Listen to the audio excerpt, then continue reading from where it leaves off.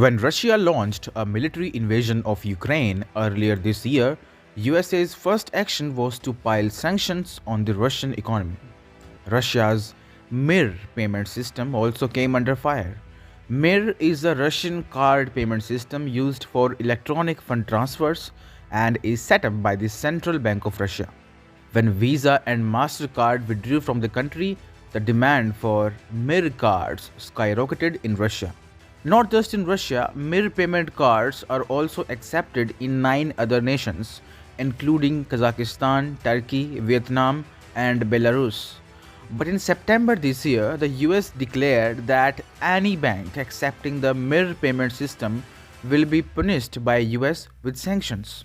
Following this threat, nations like Turkey and Kazakhstan were quick to put MIR on their blacklist.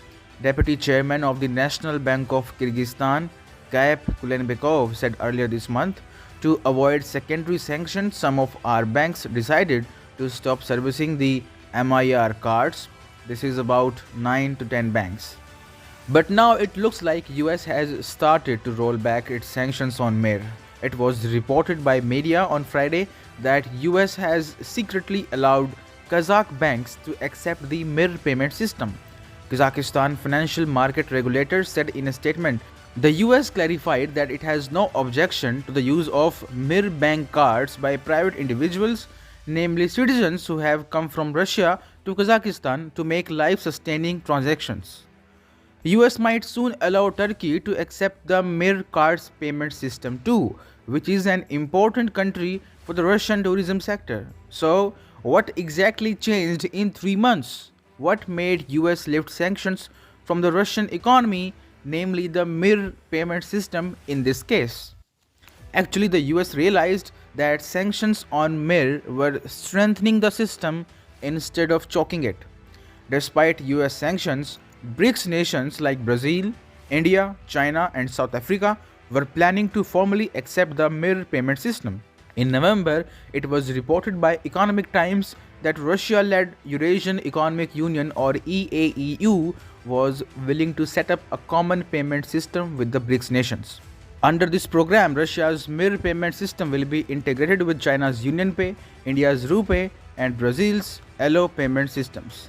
India and China are already in talks to integrate their respective payment systems to ensure smooth transactions between the two nations. Additionally, Russian Deputy Foreign Minister Alexander Pankin recently declared that Russia was in talks with Azerbaijan, Bahrain, Egypt, China, Cuba, Myanmar, Nigeria, and Thailand to expand Mir's international presence. Now, if major nations like China and India start accepting Russia's Mir, it will automatically cancel the American sanctions on the Russian economy.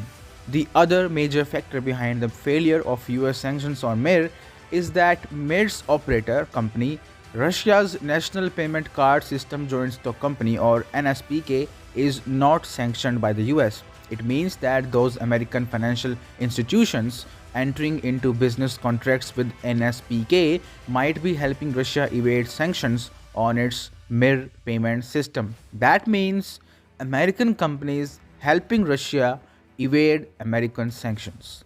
So, to save its face, the US is now itself rolling back its sanctions on Mir. This also shows that despite Western rhetoric, the Russian economy still has bright prospects and many countries want to integrate with the Russian economy despite Europe and US making all efforts to isolate it. India's World, telling the right side of the story.